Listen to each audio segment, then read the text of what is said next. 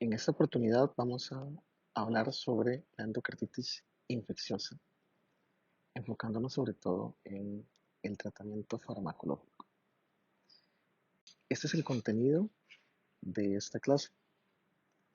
El principal énfasis será en la profilaxis, pero también repasaremos los hallazgos clínicos y el diagnóstico de endocarditis, el diagnóstico microbiológico y propiamente el tratamiento antimicrobiano.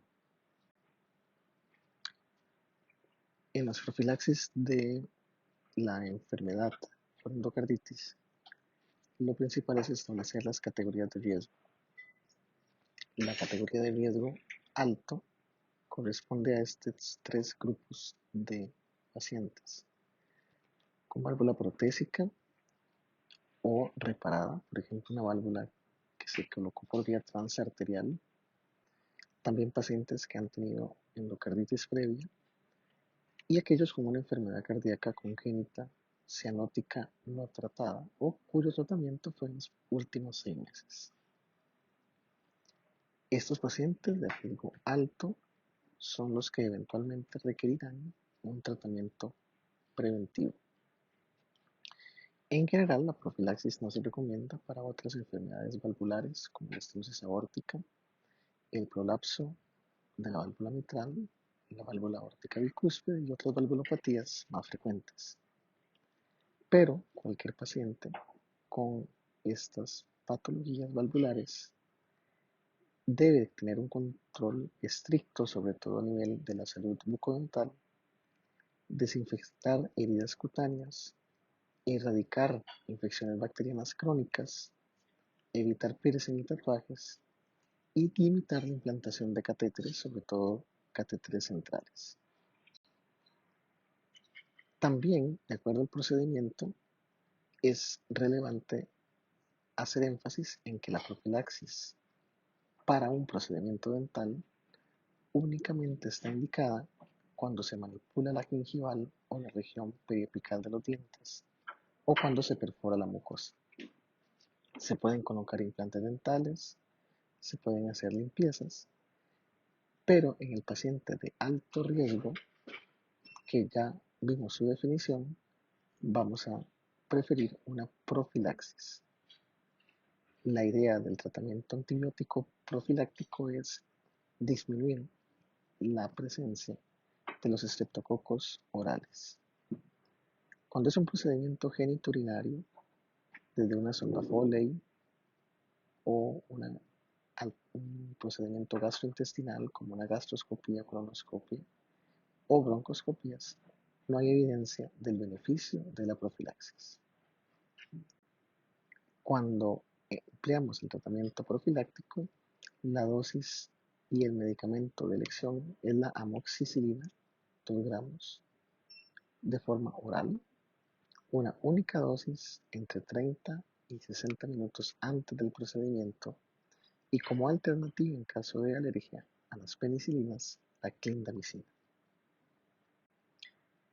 Otro tipo de profilaxis, como les comenté, para el tracto respiratorio, gastrointestinal, genitourinario, piel, no son recomendadas a excepción de cuando existe una infección ya conocida y en tal caso en pacientes de alto riesgo. Por ejemplo, cuando hay un absceso que se va a drenar a nivel pulmonar, pleural, cuando existe un absceso también en el tracto gastrointestinal o genitourinario y en piel en pacientes de alto riesgo. Vean que en el tracto respiratorio el objetivo es erradicar o disminuir la concentración de estafilococos, en el tracto gastrointestinal de enterococos y en la piel estafilococos y streptococos beta-hemolíticos. De ahí que, dependiendo de estos agentes, así será el medicamento de elección.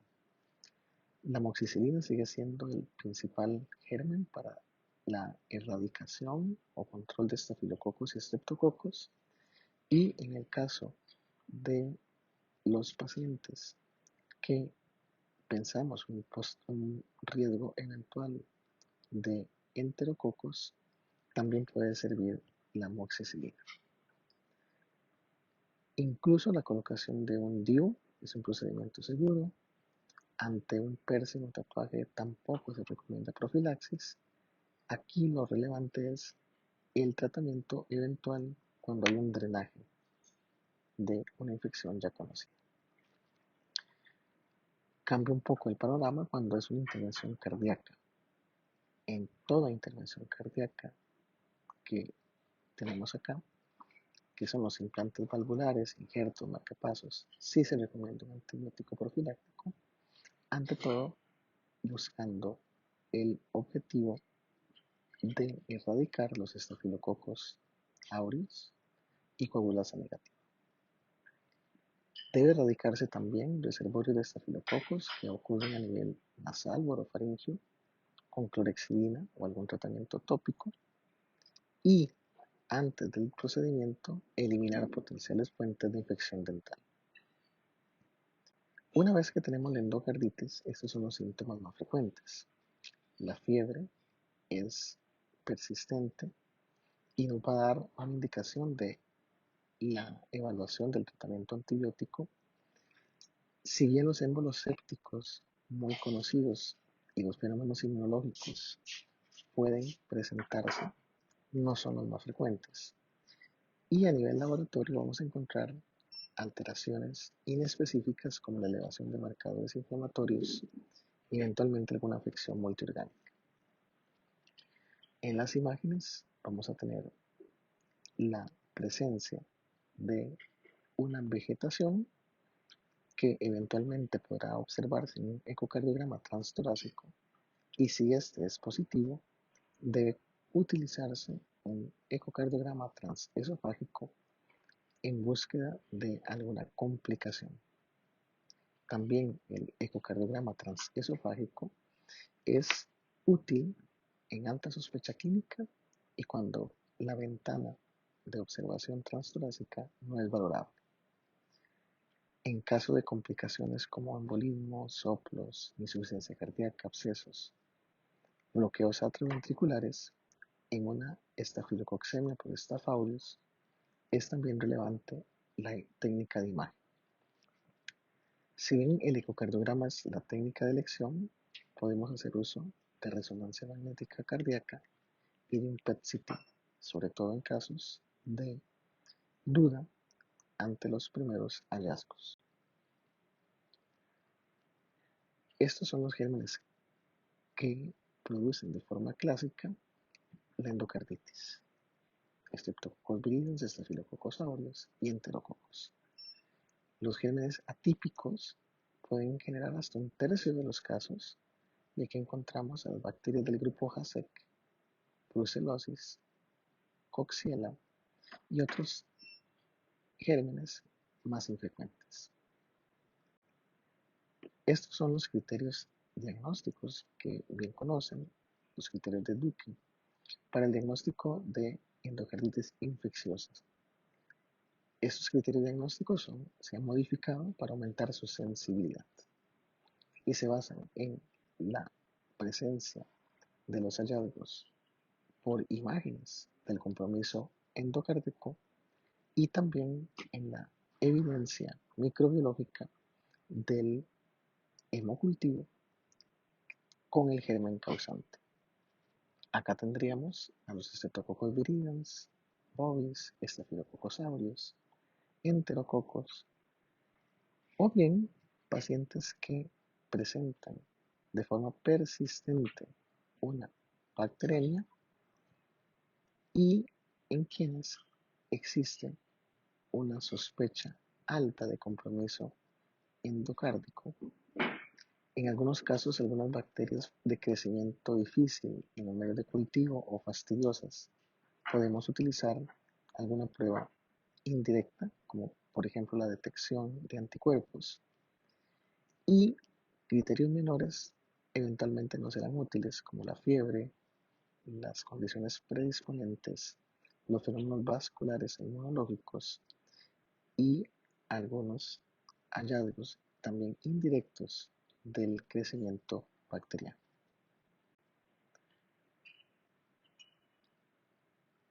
Eventualmente, con los criterios mayores y menores, podemos hacer diagnóstico de esta endocarditis infecciosa definitiva, posible o completamente rechazado.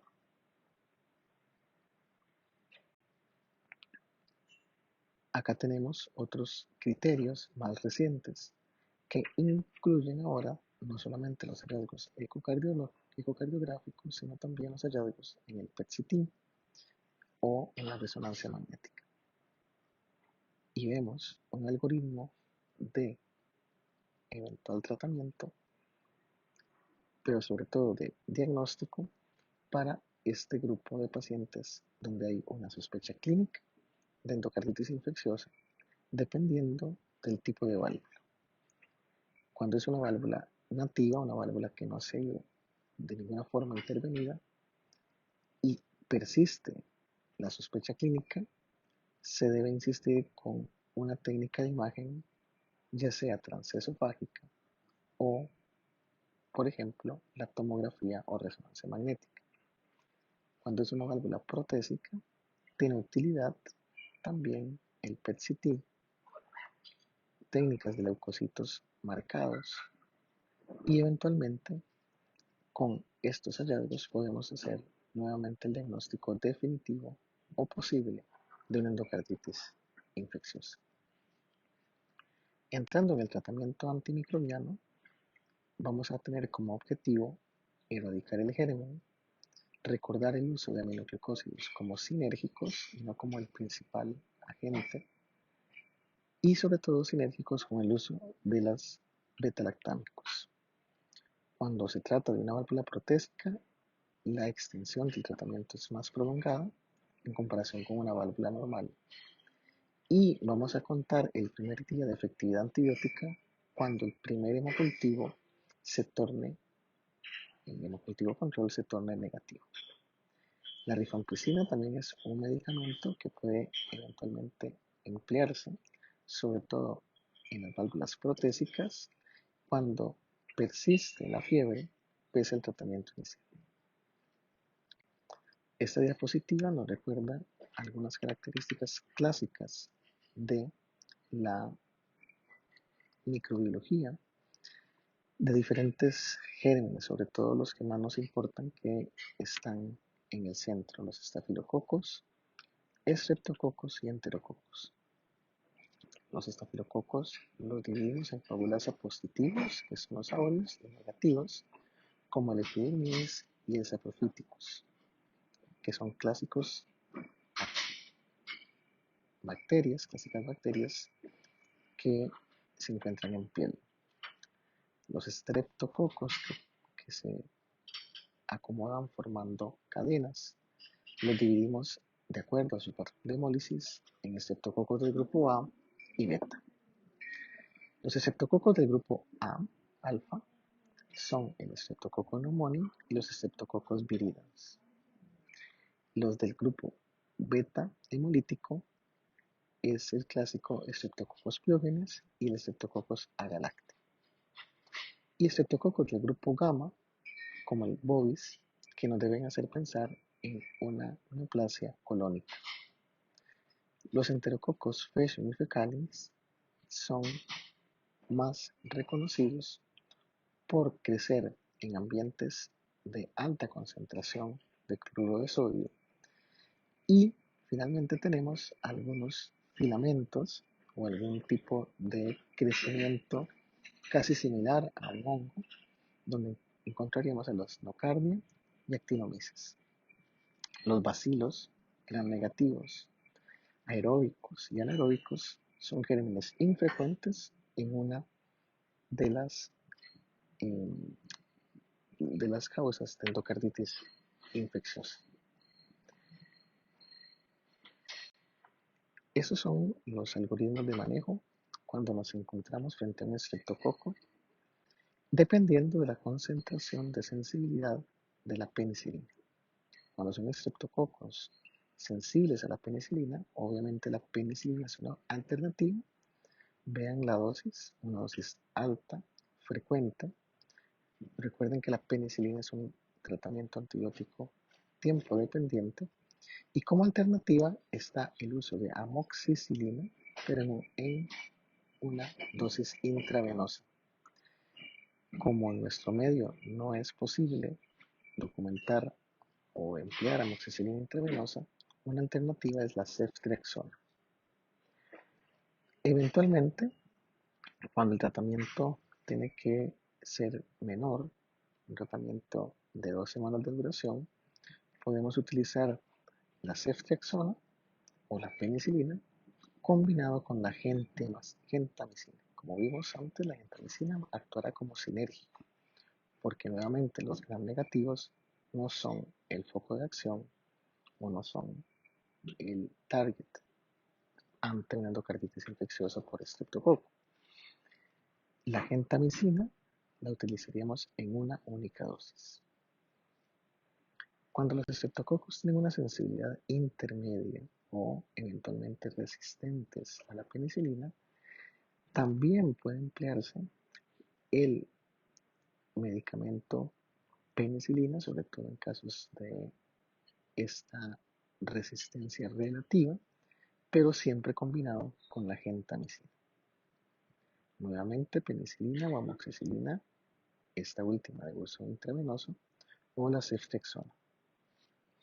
Si los pacientes son alérgicos a beta-lactámicos, la vancomicina es el antibiótico de elección para estreptococos sensibles y eventualmente en los pacientes también alérgicos a beta-lactámicos con infección por estreptococo de resistencia intermedia, la combinación de vancomicina y gentamicina sigue siendo una alternativa útil. Si el hallazgo es de un estafilococcus, es importante diferenciar las válvulas nativas de las protésicas. En las nativas, un estafilococcus meticilino resistente puede tratarse con oxacilina y como alternativa la combinación de cotrimazol y clindamicina. Sin embargo, en pacientes alérgicos a las penicilinas, nuevamente la vancomicina es el agente de elección. Otras terapias que no están tan disponibles en nuestro medio son la daptomicina y el cotrimazol con clindamicina. Cuando se trata de una válvula protésica, el tratamiento debe ser asociado a la rifampicina, ya sea con oxacilina, con rifampicina y gentamicina, cuando estamos tratando de emplear nuevamente la gentamicina como agente sinérgico, y en caso de alergia a penicilinas, vancomicina, rifampicina y gentamicina. En casos de un hallazgo por enterococos, tenemos la posibilidad de utilizar amoxicilina, gentamicina en pacientes que tienen una susceptibilidad a beta-lactámicos. Nuevamente, la amoxicilina es de uso intravenoso, por lo que nos enfocaremos más en nuestro medio en el uso combinado de ampicilina y ceftriaxona. Y nuevamente, en el caso de alergia, vancomicina con gentamicina. Otras etiologías más infrecuentes se tratarán más dirigidas. Muchas de estas bacterias son de crecimiento intracelular, por lo que ya no nos servirán los beta-lactámicos ni los glucopéptidos, sino que será más útil el uso de tetraciclinas como la doxiciclina o de quinolonas como la levofloxacina.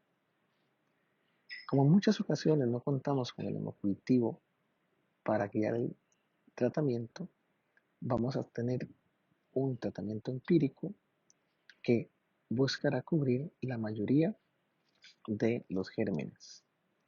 Esto dependiendo del huésped, si presenta o no una válvula normal o nativa o eventualmente una válvula protésica. Cuando es una válvula protésica que se ha colocado recientemente en los últimos 12 meses, el germen más probable es el estafilococcus. Por lo tanto, vancomicina, gentamicina y rifampicina es la alternativa de elección.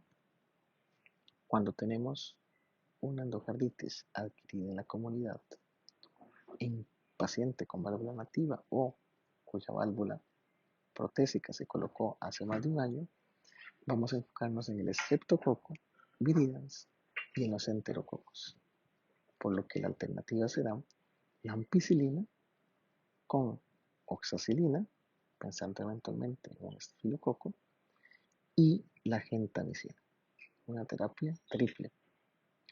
Y en caso de alergias a penicilina, vancomicina y gentamicina es el tratamiento de elección.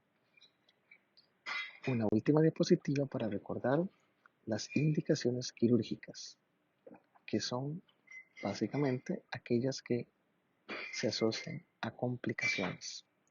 Por ejemplo, insuficiencia cardíaca, una infección mal controlada y para prevenir el embolismo, sobre todo cuando la vegetación persiste a pesar del tratamiento antibiótico y es una vegetación de más de 1 centímetro.